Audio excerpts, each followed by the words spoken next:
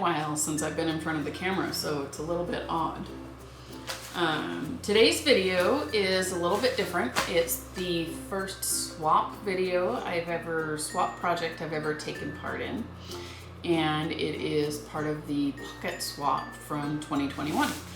I made a pocket and it went to Billy in Japan, and you'll see the footage of me making that pocket later on in the video. I didn't know who drew my name, but it turns out that my pocket came from Jimmy in Scotland, the Welsh Viking. I'll link him down below. I'll link Billy down below as well as a playlist that includes everybody who took part in the Pocket Swap. And I was gonna wait to film opening this until tomorrow, but my husband was too excited and wanted me to open it tonight, so here we are. So, I've already cut it. I haven't looked, but I've already cut open the envelope so it was easy to get to. Ooh.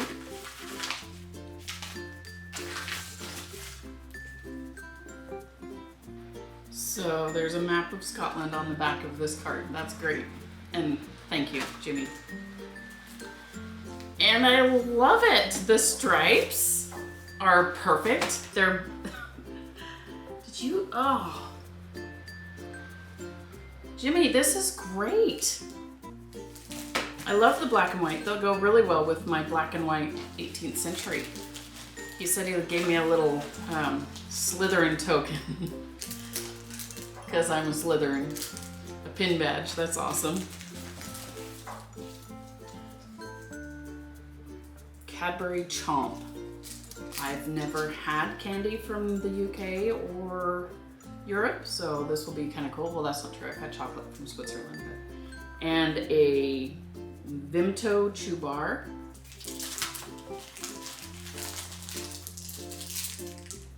Cadbury Dairy Milk Freddo. Looks like a frog. And a Cadbury Fudge. And Jimmy, this pocket is awesome. Thank you so much.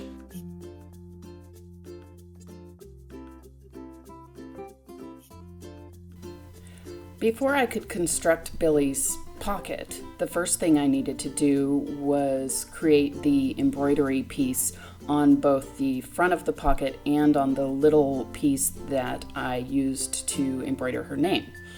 I found a really pretty Japanese flowering tree design, and that is what I decided to use for the embroidery pattern. For those of you who don't know, Billy is originally from Germany, but she now lives in Japan with her husband. And this is the design just about finished. I believe, if I'm remembering correctly, it took about 3 hours to embroider the entire design.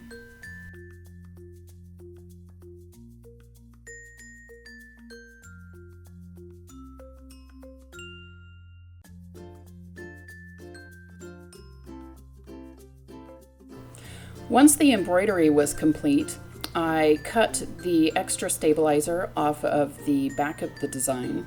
That took a little bit of time just because of the intricacy of the embroidery, and I had to cut around each of the little branches. I could have left a little bit extra beyond what I did, but I really wanted a clean job of it. After that was cut off, I flipped it over and trimmed any extra threads off the front of the design from when the sewing machine switched positions. Some designs have automatic cuts built into them. Unfortunately, this one didn't, so it had quite a few strings left on top.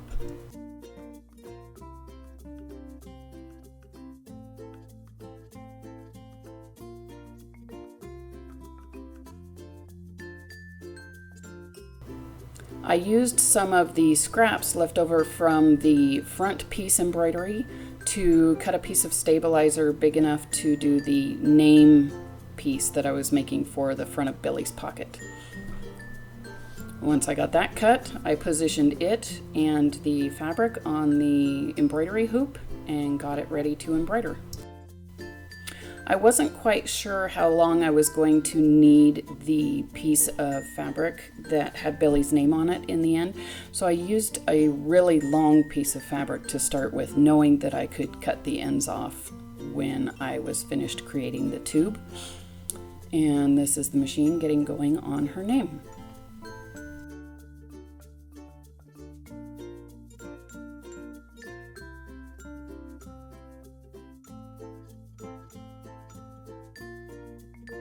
Once the embroidery was done, I needed to create a pattern for Billy's pocket. I used a pocket I'd already made to create the outline, and then I used a French curve to add the seam allowance to it. Once I had the pattern made, I cut it out of the paper and then proceeded to cut out all of the fabric pieces I needed. One thing that is really unique about this pocket that I'm making for Billy is that I am creating a 2 opening pocket rather than the single slit opening that's in the front of most 18th century pockets. And I did this by creating the inner and outer layer, both out of silk, and they each had a lining of just plain old, probably muslin dishcloth cotton. And then I created a third layer that is sandwiched between the 2 outer layers, that is 2 layers of that same muslin cotton. So I cut out 2 pocket pieces out of silk, and you can't tell here, but there are 2 layers of this cotton, and I cut 2 layers out for the middle piece and 2 layers out, 1 each to be used as lining on the front and back silk pieces. Here I am cutting Billy's name out of the silk. I ended up cutting a 2-inch wide strip with her name right in the middle, so that once I sewed the tube, the seam could be ironed and be straight down the center instead of on the edge of the tube once it was turned. And here I am sewing Billy's name tube, and I just used a simple 1/4 inch seam allowance, which means the final tube ends up being about 1 1/4 1.5 inches. Doesn't quite look like it here, but once I get it turned and pressed, you can tell how much bigger it is. To protect the seam allowance, though, after turning, I did trim it with pinking shears, and then I used my tube turner to turn it the right direction. And there it is, Billy Matsunaga. I then basted the pocket front, including Billy's name piece, and the lining piece to each other. And I didn't use a basting stitch. I actually used a regular stitch just because I wanted to make sure it held really well and stayed together even after all 3 of the pocket pieces were joined.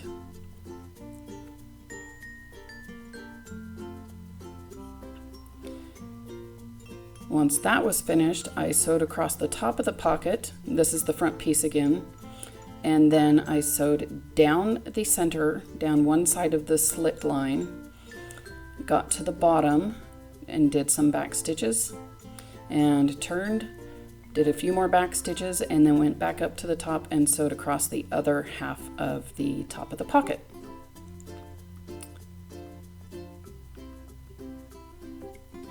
Once the slit was sewn, I went ahead and sliced down the pocket using my dressmaker shears, cutting into but not through the seaming at the corners. I also needed to make my own bias tape for this pocket since I used a silk color that is not common. And I did this by making 1-inch wide strips on the bias of the same fabric, and then I cut them out and joined them together using my machine.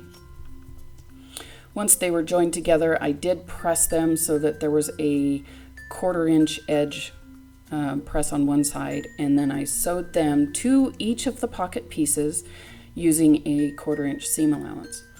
This piece is the center piece that will create the secondary pocket in the back of the front pocket. And so this bias tape piece didn't need to go all the way around the pocket. And I also added bias tape to the front piece opening slit. I was very careful when I got to the bottom to make sure and turn carefully so that the bias tape didn't get bunched up and wrinkled in the bottom of the slit.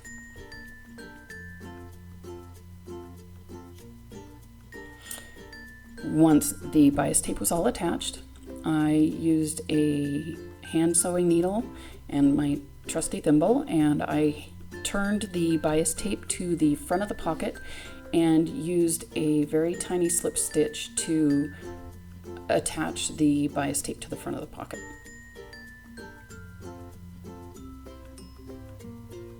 For this, I used a silk thread that is almost an identical color to the silk I used for Billy.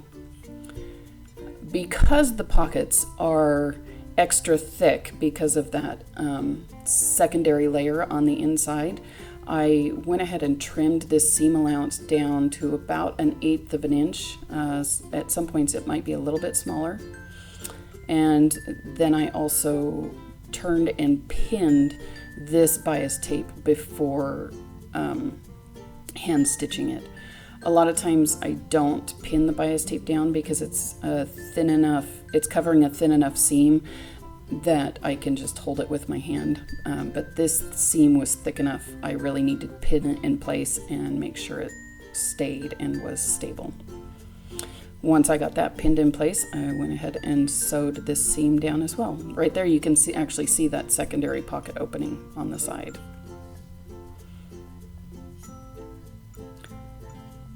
When I first started my historical costuming journey, I absolutely hated hand stitching, but I'm finding that the more I'm doing it now, the more I love it, and it actually is very relaxing and somewhat therapeutic for me. Once the bias tape was sewn all around the edge of the pocket, I added 2 pieces of black ribbon to the top of the pocket, and because they were individual pieces, I needed to sew them together on both edges.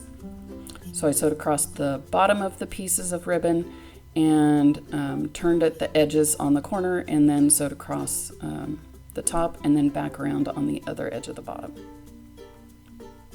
Once I was finished adding the waist tape, I added some little fabric clips for Billy to use, and the pocket is officially finished. When we signed up for the pocket swap, Billy let me know that her favorite color was orange, which is why I used this silk. It was the closest to orange I had. So here you can see a little bit of detail on the embroidery piece on the front. The cherry blossoms turned out really nicely. I wish that the bobbin thread wouldn't show through so much on her name, but it is what it is. And there's the front pocket slit opening and the entire pocket. And here, so you can open the front slit, and right there you can see the secondary layer, and there is the second pocket that goes behind the front pocket. If you didn't know, Billy is a kimono instructor, and I'm hoping this will work really well for her. Billy sent me a couple pictures of her pocket once she received it and with her using it. I hope you enjoyed this video. We'll see you again soon.